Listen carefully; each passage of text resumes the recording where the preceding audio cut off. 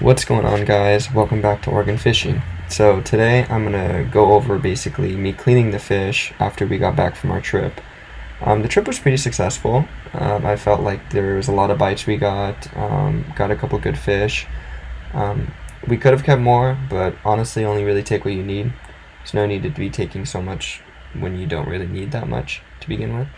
So here I'm cleaning the black rockfish, just doing pretty basic fillets, taking the skin off, because if you keep the skin on, then you kind of have to like get rid of the scales unless you like eating scales.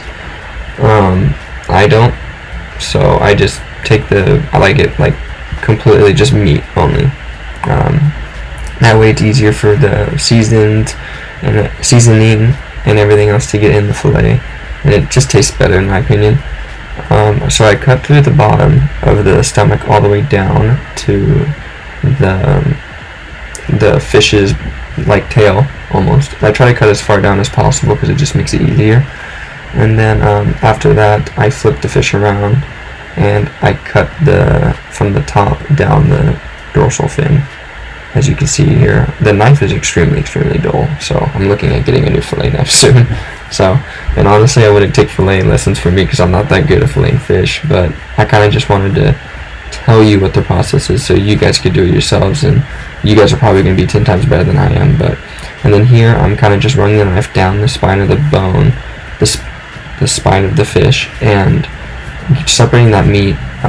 You are going to cut through the pin bones, but the pin bones are so small it's not a big deal. After I do that, I just kind of start from the head of the fish and I slide my knife down, and you have a fillet.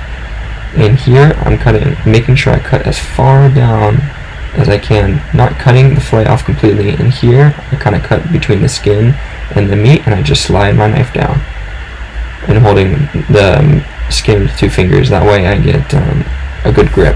And then there I'm cutting away the rib bones, and you can see the knife is super dull, but a little elbow grease might be needed. And then just slide your knife down. Very simple. It's not too hard. I would recommend a sharper knife, and always cleaning and sharpening your knife after every use. Personally, I think the cub greenlings are easier to fillet than any other ocean fish I've tried to fillet, and they taste really good too. As you can see, that's a very nice fillet. It's white meat, clear meat.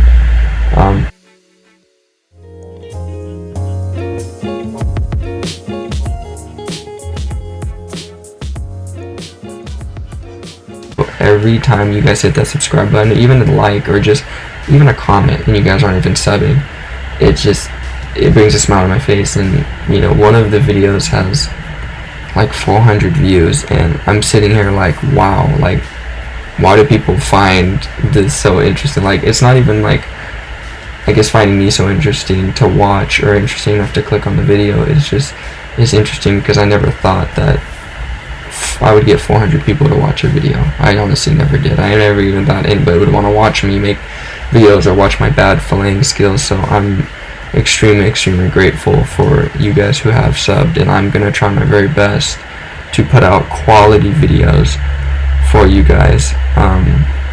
It's just been very tough right now because we've had bad weather, king tides, the water's been crashing over the jetties, high winds, raining. Rain doesn't bother me too much. I can get out there when it's raining, but there's been flooding and things like that, so it's been very difficult. Here I am cleaning mussels. So these mussels are really hard. I should have done this earlier. On the rocks is you'll get the mussels that have really big barnacles on them. Try to knock those barnacles off when you're on the jetty, like smash them against a rock. You'll be able to get the barnacles off easier. If there's like the really small barnacles, you could take 2 black mussels and actually like grind them together, kind of like you're rubbing your hands together, but do that with mussels, and like rub the mussels together and the barnacles will come off. And here I'm taking the beards off. It is actually really difficult with latex gloves, so I wouldn't do that. I would probably pick like, I don't know, some better gloves to do it with, but yeah. Latex gloves I use because they're just easier for me to keep everything clean and organized. And you can see in front of me there's sea asparagus that I washed and cleaned. All you have to do is after you pick it, just give it a rinse, put it in a baggie for when you're ready to use it. You can see the mussels are cleaned. I actually did not end up getting the beards off of some of them and the barnacles. I would recommend doing that. Honestly, it doesn't bother me because, you know, a little bit of, I just eat around the parts that the beard's connected to anyways. And then the barnacles, people say that it'll come off when you're like cooking it, which is true. So like you'll get like little barnacle parts, but when I ate the mussels I didn't have any issues like that. So and then when we go fishing we never try to waste anything. So here you can see I'm putting the fillets and the other not the fillets, sorry, the fish carcasses and the skin and everything like that into a baggie. That actually is, I double bagged it, that is actually going to go into our freezer because when we go Dungeness crabbing we use it. And honestly, rockfish, I would say fresh rockfish and fresh salmon and fresh clam, those are your 3 best crab bait, hands down, for Dungeness crab. So I would definitely save your rockfish carcasses and stuff like that if you guys are into crabbing.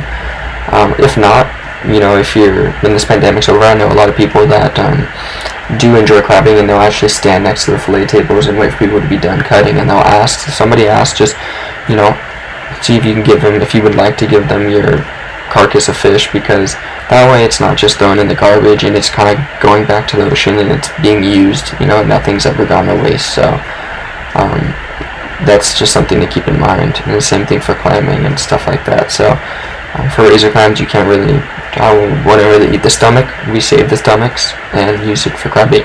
So there's any time you're harvesting things from the ocean, there's always something that can be used and not just thrown away. So try to just remember that we're very lucky that the ocean provides all this stuff for us. So I just try to be very conscious of that. And here I'm just rinsing the fillets and getting all that stuff off, like the extra, I don't even know what it's stomach lining, stuff like that, I think that's called. I don't even know. But yeah, I don't, just give it an extra rinse because I don't really want to eat stomach lining, to be honest. So, and they're kind of sitting in all that juice and that blood and stuff like that. So just give it a good rinse and then put it on a paper towel so it's not completely just sitting in water. And you got your fillets ready to go. So, and then an update on the channel I wanted to give you guys is I did recently start school, and I'm still going to be going out and posting as much as possible. Like I said, weather is a big thing, so I'm waiting for that to clear up.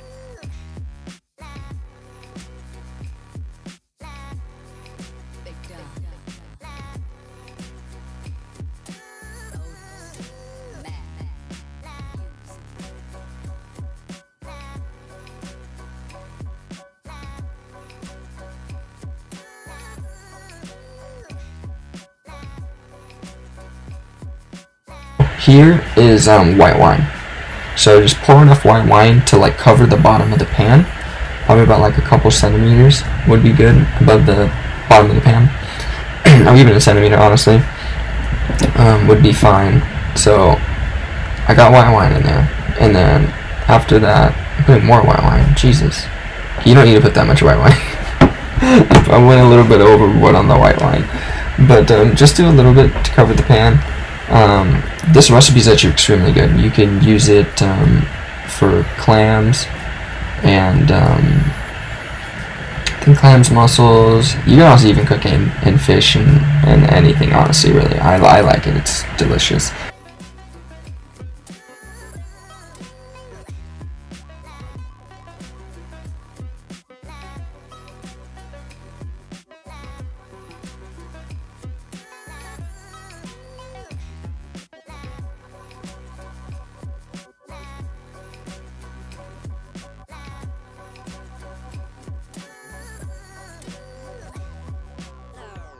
And then I'm putting shallots, I believe. I think the shallots are red onion. Honestly, both work.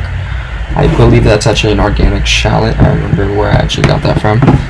I actually had to go to the store because we didn't have shallots. So I put those two in there, and I'm kind of just I'm like stirring it, making sure they're like all spread around the pan evenly, and letting it simmer on high heat. And then I did a little bit of sprinkle of chili flakes.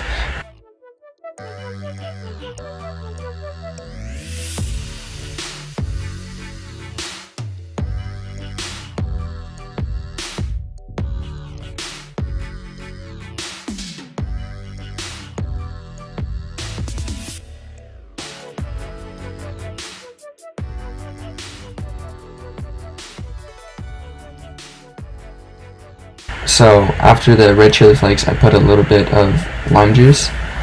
That should be plenty. And then I put a little bit of sea asparagus. So I actually wanted to try. You actually, in this recipe, you don't put sea asparagus. But I wanted to try, just see, like I put a little bit in there. As you can see, I wanted to see how it would taste in the white wine. See if it tasted good, and I think it actually did taste really good. Put the lid on and let it simmer. In there for like, I think it's like 5 minutes. I let it simmer there for it, and then I put the oven to 450 or 400 degrees, and I put the fish in foil, aluminum foil. And what I put in the fish was butter, garlic, sea asparagus, red chili flakes, lemon slices, parsley, and I think that's all. Yeah, I believe that's all I put in there. So let me know if you guys want to see more videos like this. Like, I don't know if let me know if you guys want to see the cook at the end of every fishing trip, or the fishing trips that I can cook after if I catch. And then let me know if you guys would like to see that. But thank you guys again so much for showing me so much support for a very small channel that I honestly really just started getting into.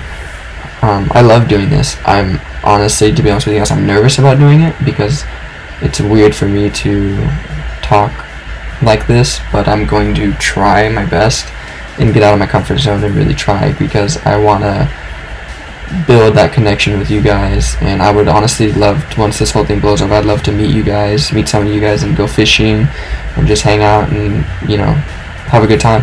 I'd like to post videos and honestly entertain you guys to as best as I can. So thank you guys so much for watching. I appreciate everything you guys have done to support me in this channel, and stay tuned for more videos. Thank you.